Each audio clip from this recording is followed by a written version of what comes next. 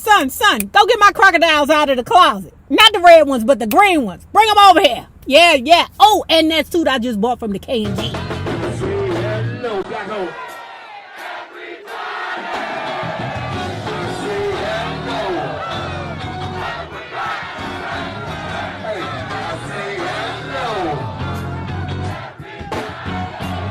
See this brother win, man. Hey, look, what is your win, babe? What is your win, babe? What is your win, babe? Well, hello there, love bugs. Hello there, Bellas. If you have not already done so, please remember to like, share to Facebook, subscribe, and visit uptopbeauty.com. And if you are not already a part of our book club, please hit the Patreon link below and or the join button here on the YouTube. And for a small monthly fee of $5, you babies, yes, you can be privy to all the shenanigans before the YouTube gets it, if the YouTube gets it. Now, let's continue talking about the Bobby. There were all sorts of stories about Sam's death in the weeks, months, and years that followed. That he'd been hit by the mafia, that the white establishment or record business wanted him dead. There were so many conflicting versions of the events of that night too. But the simple truth was that it was a tragic end and a terrible waste of life. Now right here is where he starts to break down the events that happened leading up to his death. Let me tell you something. I done told you, huzzies, that I'm not fitting to read this entire book to you. That's not my job. That's not what I do. If you want that, then you get the Audible. Plus, on top of that, I told y'all ain't fitting to have the Bobby Womack or the Womack sisters. Them little girls can sing like shit, by the way. But you ain't fitting to have the Womack family coming after me over the copyright infringement. Okay? If you want to know the events via Bobby Womack, buy the goddamn book. That's what a book club does. They read the book. We can read the book together. The way I saw it, Sam was a womanizer, no question. We would party and JW would tell Sam to go home. Sam would get a dozen raw eggs, beat them up real good and drink them. Or oysters, I said. You think that will work? He said, yeah, man. I got a screw when I get home, man, or my wife will know. When I asked Barbara about it later, she said Sam couldn't raise a match when he got in the house. See how ninjas be lying? They be wellin', okay? You be around there listening to all these OGs. You thinking they telling you something good like, oh, just eat some oysters so your pickle can get back up and the oysters ain't giving you nothing but the diarrhea. When we got back to LA, the first place I went was Sam's house. It was only a couple of weeks since I met up with him. Now the place was a madhouse. There were people everywhere. Sam's wife, Barbara, was totally shocked.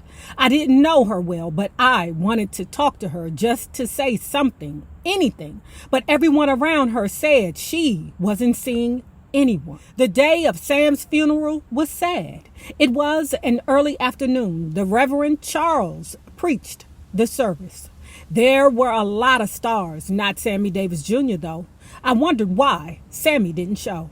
Ali was there. He was mad. He was waving his hands around and told anyone listening, and that was most, that he didn't like the way Sammy was taken out. If it had been Frank Sinatra, he said, the cops might have done something. He was saying the establishment didn't care about Sam living or dead. He's like, who is that? The Brittany Griner?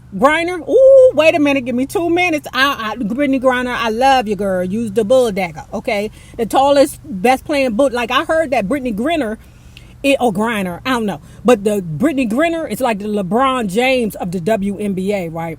Speaking of LeBron, right?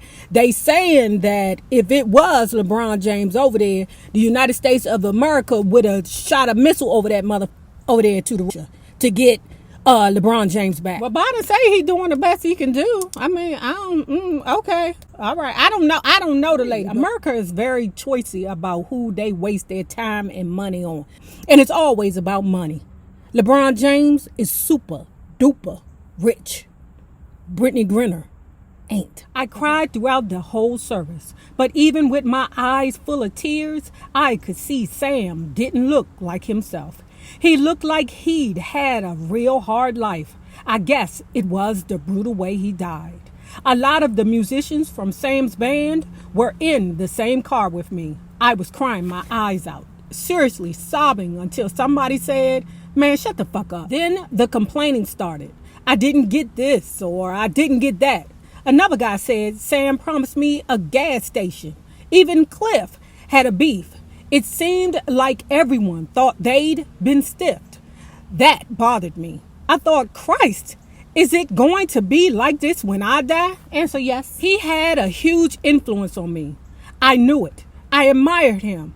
I know I wouldn't have gone through all the drugs and booze if I had been alive, because I promised him, I told him I would never run astray. And I would have stayed that way if he had lived. Child, you ain't never lie. Because if my mama was still alive, it'd be a whole bunch of shit that wouldn't be happening right now that's happening. Now, I'd probably still be doing YouTube, but it would probably be me and my mother doing this YouTube. It'd probably be both of us on here acting a nigga fool, okay? I would have made her retire early, take care of my nephew full time, because y'all know my nephew has cerebral palsy. Full time, that's all she would have did, and she would have did YouTube videos with me, okay? Because, you know, my mom died at 52. I will be 51 in October. After Sam died, Barbara had him put in a crypt. You need a key to get in there. She gave me a key and she had a key. She said, let's buy our crypts now. Now? She said, Bobby, you have to get ready for death. Maybe when I was ready, but then I wasn't much into my 20s at that time. However, Barbara went ahead and bought us each a place either side of Sam. We never got to use them ourselves. Now dig this. Remember, when this chapter started or this part started, Bobby said that he didn't really know the bitch Barbara. Okay, now we're going to change Bobby Womack's name soon, and we're going to change Barbara's name soon. Okay, you know how we do over here in this book club. Okay, we got to have a name to match the nigga. A little after Sam's funeral, maybe a few days, I was at my apartment. J.W. Alexander swung by. He told me he knew how I felt about Sam, but the show had to go on. He said he'd spoken to RCA about making me a star, how I could write and sing. We got to keep this thing going, he said. Just keep going to keep the doors open and selling records. That's what Sam would want us to do. Alex then cut to the chase. He said he had $65,000 of the record company's money in an account under him and Sam's name. He was willing to put that up to back me. He said you could take the band and keep working. Here we go. Oh my God. Here come Lancelot Link. Yeah, that's Bobby Womack's name. Bobby Lancelot Link Womack. So the first thing that Bobby does was run his ass over there to Sammy Cookie's wife to discuss the $65,000 deal. Why you run over there to the women's? Why you run over there to her? You already opening the door to disaster. Why you running over there to that lady? You could have called her on the phone. Hey, what's going on? Is this on the up and up? Did JW call you and explain to you the situation so we can make sure that the wife get the money too? I skipped around to see Barbara as soon as he, JW, was out the house and laid the 65 grand story on her. What JW had said. She dismissed it out of hand. Well, I don't believe that, she said. And number one, you wouldn't know nothing about it. She treated me just as a young kid. I guess I still was. That's nice of you to tell me, she continued. But number two, I know everything about my husband, and you don't have to tell me. Ooh, she told you, Bobby. A few months after Sam's death, the Valentinos surfaced uncredited on the Checker Records recording. I found a true love. Then when we went to Chicago and Chess put out a couple of records, What About Me and Sweeter Than the Day Before in October 1966. Friendly had already bailed out, and then so did I. After that, the Valentinos didn't go anywhere because they didn't have enough energy. Harry was very laid back, but Curtis was even more so. One of the things I missed most was going on stage with my brothers. I missed more than anything being able to sing with them. So what I'm receiving from this part right here was that those two brothers, what is that, Harry and Curtis, they was basically like, it's whatever to me. I mean, call me if you need me, but otherwise I got other stuff to do. That's what I feel. So they were not as motivated as Bobby was. So when you have situations like that, how can you be mad at Bobby for leaving his brothers behind? If you don't have the wherewithal, if you don't have the drive, don't be mad at me because I do. The same thing I said about the Diana Ross and the Supremes. Diana Ross sucked all them, not Florence and the Mary Wilson. Mary Wilson sucked all them after the Supremes. Okay, don't be mad at the Diana. Ain't her fault. She sucked her pickles at the right time. I'd heard Barbara was seeing someone else. It had probably been going on a while. Sam played around behind Barbara's back a bit, more like a lot. Sometimes he said, I'm gonna get a divorce. Sometimes he might have said that around people that maybe he shouldn't have said it around. And it probably got back to Barbara. I went up to the house. There was a guy there named Al. A bartender. A bartender, girl? Okay, so I'm about to say something. Some of y'all might be mad at me, right? But it's crazy to me how when these women leave these rich and famous dudes, they always get with an old regular guy. Or a minister, okay? Because they loves to marry the ministers, right? Shawnee O'Neal is a brilliant bitch.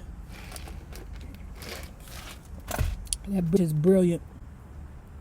She came up with the best plan in the world. You bitches need to learn from Shawnee. Do Shawnee got a book out here? Because that's a book. How to make sure that you stay rich after you leave the nigga. Al was standing in the middle of the kitchen. Barbara in the doorway. After Sam died, I don't think Barbara had too many friends. Always had a feud simmering on the side with the Cooke family. Now she was by herself. She had a lot of money, and I figured she was wide open to be taken. See how them ninjas be doing? They be preying on them widows. They like, ooh, they've got a lot of money just sitting there. Woo, her husband done kicked the bucket. Ooh, she is super da-doo-da rich. Son,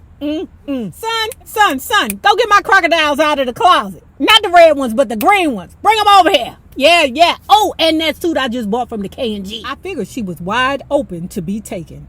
Al could have been there to play Barbara. Either way, I thought he was no good for her.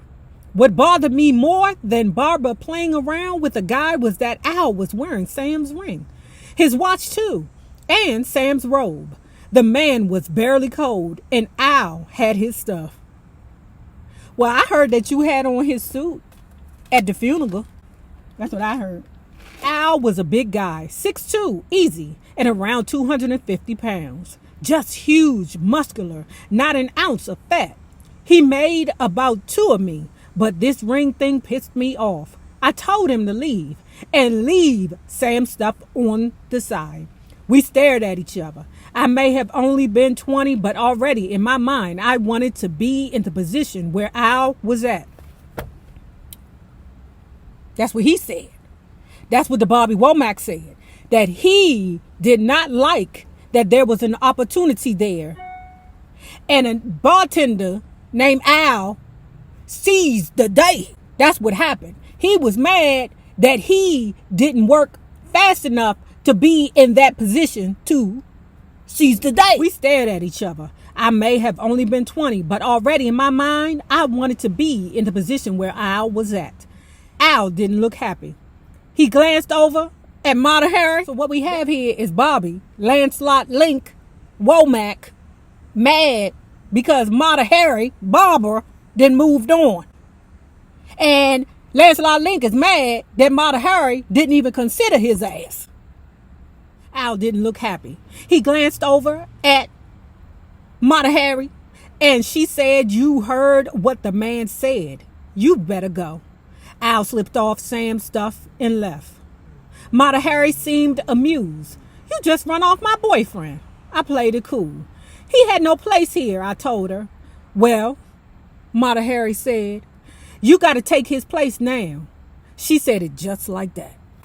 Let me finish drinking my goddamn Starbucks strawberry water juice on that.